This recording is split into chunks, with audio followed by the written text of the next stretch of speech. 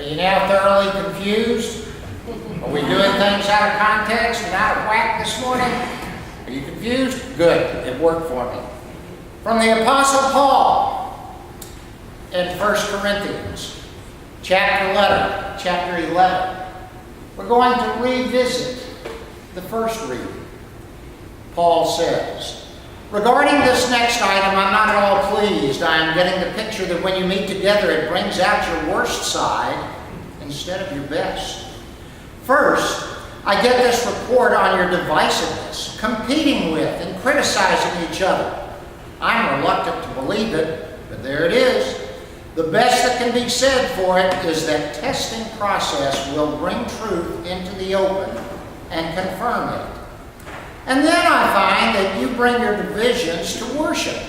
You come together, and instead of eating the Lord's Supper, you bring in a lot of food from the outside and make pigs of yourselves.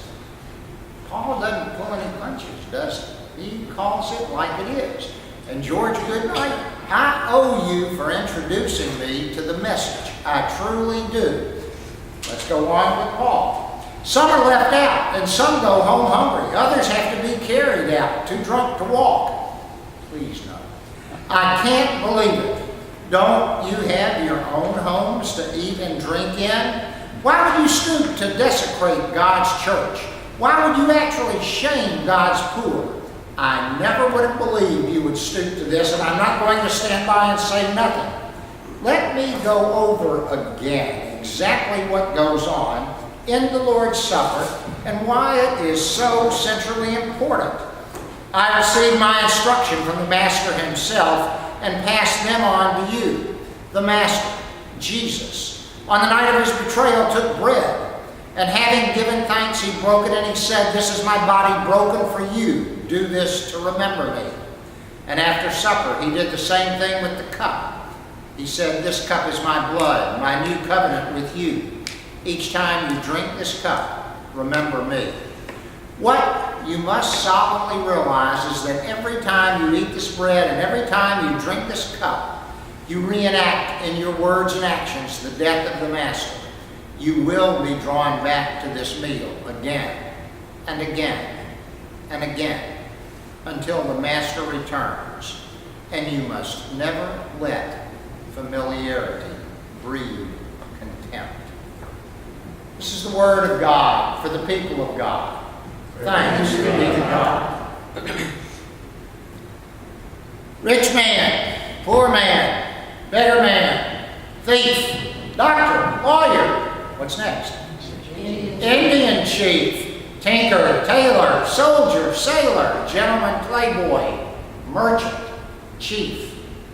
That is an old children's nursery rhyme that I think I learned right down at 1950 Linden at old Idlewild School. And as I studied for today's message, I found about 6 variations on it. But I think, as best I can remember, that's what we used. And we used it for 2 different things as I got older. The first was a counting song. You learned about 1, 2, 3, 4. You know, rich man, poor man, beggar man, thief. And you held up the fingers. And then you 1, 2, 3, 4. But then, as I grew older and we got to recess and there were teams, and you had captains of the teams, and you would go through this to choose the members of your team or the team you were on, or to eliminate the members of that team that you didn't want. The kids are all lined up. Rich man, poor man, beggar man, chief. And then the 5th one you would put on one team. And the 8th one you would put on another. And you learn all of these things. Well, if you think about it, those names are just strictly names drawn to symbolize all of the things that people do, all of the callings that there are. And it's an old saying. It goes back further than me in 1954 or 1955, and we might change some of those callings today, but the meaning is still the same.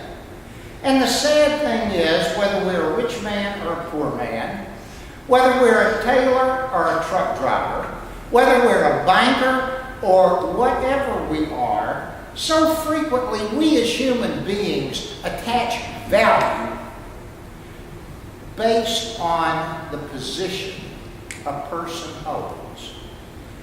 My prayer, and I said to this to you early in my ministry with you, that you never respect me just because I stand in the pulpit. I pray that you will respect me because of who I am. We pigeonhole people and we think, he's a doctor. He's got to be good. He's got to be smart. And we give them attributes that maybe, just maybe, they don't deserve. Or the flip side of that is we see the sanitation worker drive by on the back end of a truck. And we say, that's nothing but a garbage man. And we pull the respect from that person that person might deserve. And we're all at some point, to some degree, guilty of that. Because we see each other through human eyes. But this morning, I'm talking about the table that Jesus sets for us. And he doesn't see a rich man, or a poor man, or a better man, or a thief. He sees inside us. He sees our hearts. He sees who we are. And he asks all of us, join me at my table that is prepared for you, regardless of where you come from. So this morning, as we gather in a strange timing situation, bear in mind that when you walked in the door, you weren't invited because of your suit or your really nice shoes or how much money you've got. You were invited because God looked at you and God looked at me and he said, this is one of my creatures, and I will lay before them all that they need. God just asked for one thing as we come to the table later on in the service. What is it he asks? What does he ask of Quay and of Clay? What is it he asks of John and of Michael and each one of us here? He asks that we come not full, but we come empty. How many of you all have ever been to an all-you-can-eat buffet? Yeah. Mark raised both hands. I remember when I was much younger, the Hungry Fisherman had the best all-you-can-eat seafood buffet that I ever saw. And if I knew I was going there, I had a very light lunch, if any at all. I wanted to be hungry. I wanted to avail myself and be ready for that vast amount of food. So what did I want to do when I went to that buffet?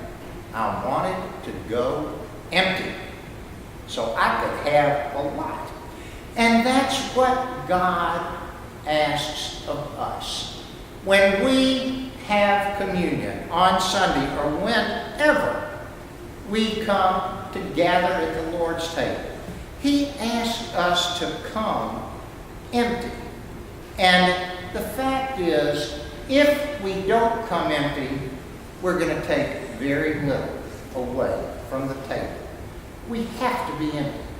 So I ask you, what is it? Or you can ask me, what is it we have to be empty of? Well, I figured that there are about 6 things that sometimes I come to the table full of. And I don't think I'm much different than the rest of us. And the first thing that I come just really full of is I come full of me. I come full of myself. And Jesus is not going to give us the nutrients that we need if we approach the table with "this is an all about me day." Everything that's going on really does need to suit me. You know, I really don't have the ability to get through life by myself, but sometimes I think I do. We really don't have the wisdom to do some of the stuff we do, but oh my, sometimes we think we do. The Lord's table, this table that we're about to approach, feeds those who are willing to empty themselves and who are wanting to find grace and who are seeking mercy and who are looking for love. They don't have it in themselves. We don't have it in ourselves. Second thing we can't come full of, we've got to empty ourselves of, is prejudice. And oh my, prejudice runs throughout not just this sanctuary, but every part of our creation. There is prejudice everywhere. We cannot come to the Lord's table when we look down upon those different from us. When we see others that are a different color. When we see others that speak with a funny accent. When we see others that don't agree with us politically, and we automatically pigeonhole them. And our prejudices grow. Now, the fact is, there's not a one of us in this room that was ever born with a prejudice. We're born innocent. Yes, there is the sin, but we learn prejudices from those around us. So maybe as we try to empty ourselves of prejudice, maybe we ought to see the quickest way to do that. Watch who we run with. Watch what we read. Watch what our beliefs are. The third thing we have to empty ourselves of is hatred. Absolute hatred. And hatred is built on two particular things. One of them is envy. I hate John Johnson because he has that convertible. And you too. You know, I deserve that convertible. Why can't I have that convertible? We hate people because of jealousy. Tallulah, you can sing. I'm not sure I like you. Beautiful.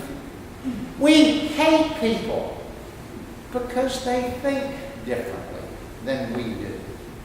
How can we come with hatred and expect God to fill our hearts? It's a contradiction of terms. You can't come that way. And then we need to empty ourselves of anger. And I want you to be honest with yourselves. Anger is something that is a human element. I get angry at Ann. I used to get so angry at my brother I couldn't see straight. We get angry at our boss. We get angry at those people that are friends of ours.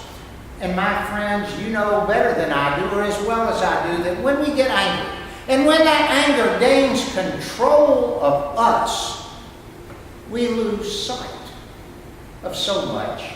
But the main thing we lose sight of is the good in other people. And when we lose sight of the good in each other, then what do? We get out our magnifying glass and we look for the negative. And sometimes we're able to find it. But if we can't, sometimes we imagine it. Sometimes it's made up. Sometimes we listen to rumors.